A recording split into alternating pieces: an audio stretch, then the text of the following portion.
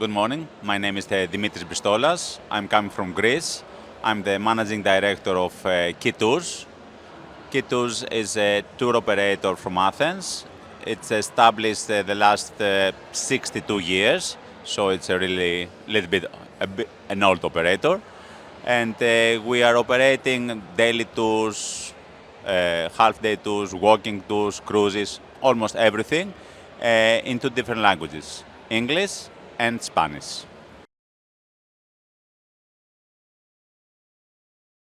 The relationships with the team of Civitatis is amazing. I mean, all of those years, we have a great relationship, understanding. We work together in order to increase availabilities.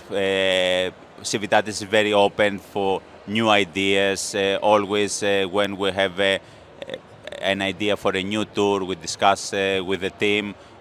They helping, they support us. So yeah, relationship is the most important thing.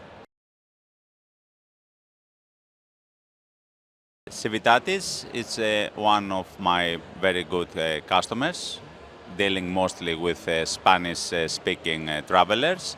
And I can say that I can have met Civitatis and Alberto really from the start, more than 10, 12 years.